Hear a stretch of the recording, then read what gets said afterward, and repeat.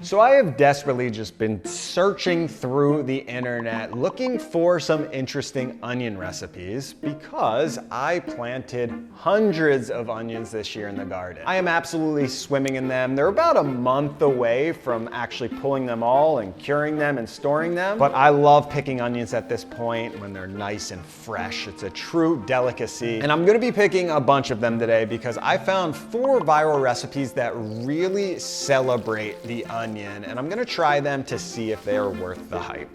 All right, so first up we have onion Bhaji or onion pakora from Juju Mao. Onion Bhajis. Oh baby. So these are basically like a souped up Indian onion ring, which I've seen many times over the years. There are so many recipes out there. I don't think I've ever tried or tasted one of these, to be honest. And his recipe, I mean, it looks super delicious. It's very simple to follow. It got like 20 million views, so I'm sure it's gotta be pretty good. Now he used both white and red onions, so I am slicing both of those up nice and thin. In hindsight, I would have sliced these a little bit thinner. I think the final product would have been a little better that way. And all of those get added to a bowl with a whole bunch of cilantro. And those green Indian spicy chilies are traditional, but chilies are not in season, so I just sub them in for some spicy pickled peppers. And what makes these onion bhaji or onion pakora really unique is the addition of both chickpea flour and a little bit of rice flour. And of course, a ton of Indian spices. I went a little off script here and just freestyled the spice. I had some fresh turmeric, a little bit of paprika, some garam masala, and some green garlic powder from my garden that I made. And then really you just mix in enough water until it creates a sort of paste that keeps all of these onions together when frying.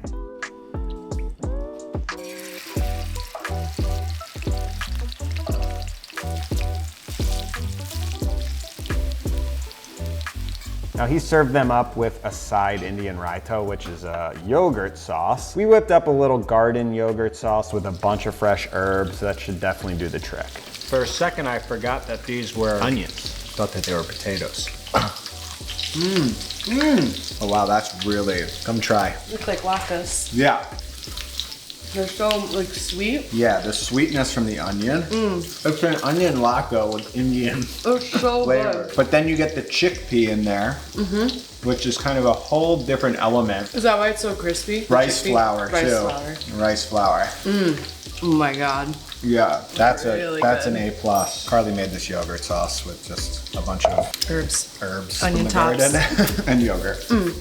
Now, as you can see, when you grow a bunch of onions, you have an insane amount of green onion tops. And I compost a lot of these. I've made a lot of green onion powder, which is delicious. They make a great garnish, of course, but I'm looking for more substantial options for these green onion tops. So comment in below if you have any ideas. I did come across this video, which really caught my eye, from Helly's Simple Recipes on YouTube, which has 31 million views, which for a long video is extremely impressive. That's more than 3 times the most viewed video on my channel. So something is going on with this unique take on a scallion pancake. And I am obsessed with scallion pancakes. I grew up crushing them. It's one of my favorite side dishes of all time. And this one looks very interesting. And this starts off like any typical scallion pancake, but takes a few interesting twists and turns as we get into the recipe. And I followed the exact recipe for the dough. It's a simple no yeast dough with just water, salt, and flour, but I did find that the dough needed a little extra flour. It was feeling a little bit loose, and the dough gets mixed up and kneaded for a few minutes until it starts to really build that gluten.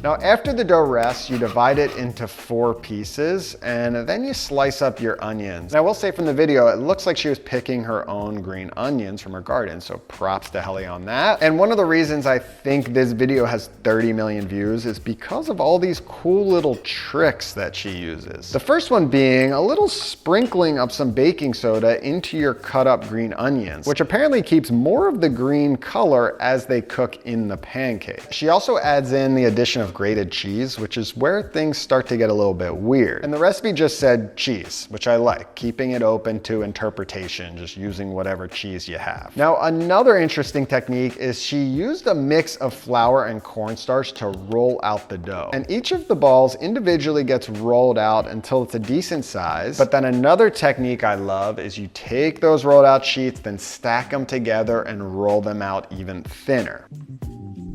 Oh my God, it's working. It's working. Whoa, it worked. So thin. Whoa, it's the thinnest thing I've ever rolled. That's like phyllo dough thin. That's crazy.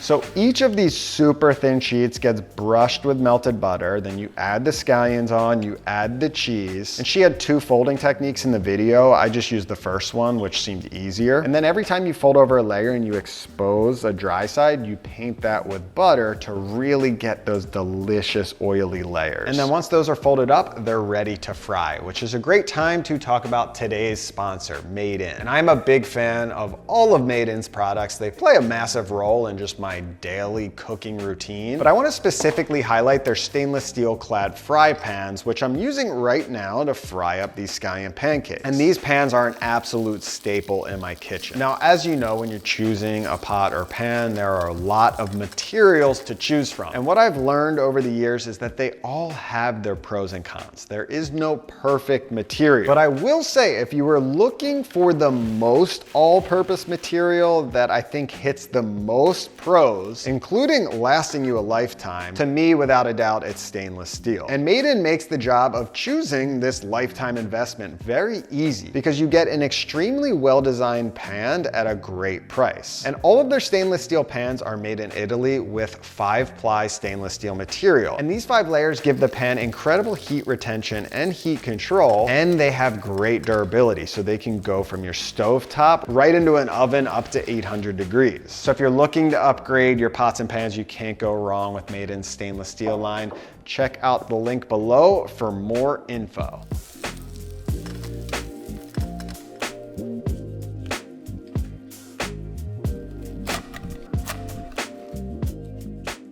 Scallion pancakes. This seems like a real delicacy. Kind of a mash between a phyllo layered pastry and a scallion pancake with cheese. All right up my alley, considering scallion pancakes are one of my favorite things ever. My biggest concern is if those middle layers feel cooked enough, just from pan frying. Here we go. Wow. Definitely fatty with the layering of the butter plus the cheese. The cheese adds a whole different element than you're used to with just a scallion pancake. Gives this the ability to stand on its own more than I think just scallions, which you would typically dip in something. Actually, I'm just gonna do a little soy and a little black vinegar.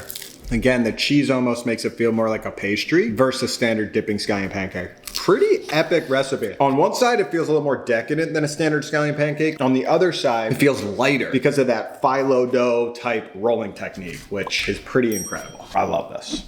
So this next one really caught my eye. It's from Amina, the viral Middle Eastern stuffed onions. Check this out. Okay, so I think we can agree that onions are one of the most used vegetables because we dice them up and put them in virtually. How good do those look? Now I was doing a little research. It said on her blog post that this was her Iraqi inspired version, but basically Middle Eastern dolmas can really be any vegetable stuffed with things. These just happen to be onions and I'm all for it. And since these onions are getting stuffed for this recipe, I picked the biggest onions I have, which were still only like medium to small onions. And you take off the tops and the bottoms, and then you slice out the little root core right in the middle and cut about 1/3 of the way down of the onion and just break them open. And you pop these in a bowl, add some water, and microwave them for about a minute, which releases those layers a little bit and makes them much easier to peel. And that's what you're doing. You're just peeling every single layer of the onion so they can each be stuffed. And the filling seems pretty customizable. I followed the bulk of her recipe and just shifted a few things. So it starts with more onions, chopped onions in this case, plus chopped tomatoes, red peppers, and a bunch of garlic. Then a bunch of fresh herbs, dried rice, some tomato paste, some lemon juice, and one ingredient I couldn't track down was pomegranate molasses, which I imagine is pretty crucial to get the proper authentic flavor, but that's all right. hindsight, I'm using what I have, which is a balsamic glaze, and she had an entire list of all of the spices added, which were a lot. Luckily, I had a nice Middle Eastern spice mix that I used instead to keep things easy, and everything gets mixed up and stuffed in those onions. Now the onions get stacked in a pan, and what you do is you pour over this broth, which is made up of tomato paste, lemon juice, some more spices, and hot water. That gets poured over the onions. You place a plate on top to weigh down the onions, and you cover the pot, throw that in the oven at 450 degrees for 30 minutes, then remove the lid and the plate, which we had a little bit of trouble with, and then cook it for 30 more minutes uncovered.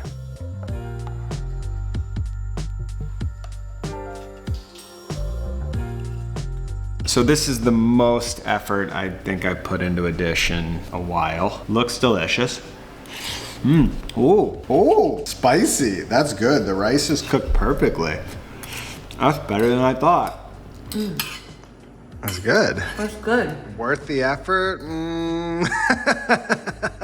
It's nice and like sour. So I didn't have the pomegranate molasses. I Yeah. feel like I'm sure flavor-wise, you know, not quite there, but to me this is a dish that like a grandmother would make with, you know, all the time in the world, but just as a modern cook. Am I gonna In make terms this of again? like meal prep though, it's kind of like you make a whole thing and then you have it all week long. You can eat That is side. true. This is nice that I can just have this for the whole week. Like you said, kind of used in different forms. It's so tasty. But I will say the recipe came out great. The rice is perfectly cooked. I followed it pretty closely. Good stuff. Now I've got one more for you from Cook Stacy Cook. Hi everyone, welcome to Cook Stacy Cook. Today I'm going to show you how I make my favorite beef and onion stir fry at home. This video on a beef and onion stir fry got over 7 million views, which again is very impressive for a long form YouTube video. It usually means something is up, something is worth trying. So this is a beef and onion stir fry, which I like. I like that onions are the main veggie component here, compared to say a beef and broccoli, which I grew up eating a lot more of. And I'm gonna try it out, and it starts off with any beef, she says. You can use any piece of beef. I had a piece of New York strip in the freezer that I defrosted and sliced up nice and thin. And the marinade is a pretty standard stir-fried Chinese meat marinade that you would see. It's got soy sauce, it's got oyster sauce, some sugar. It does use baking soda to tenderize the meat and a good bit of cornstarch. But I will point out that I didn't have any dark soy sauce on hand, which is a thicker soy sauce. So you get a little more glaziness out of that. And I think the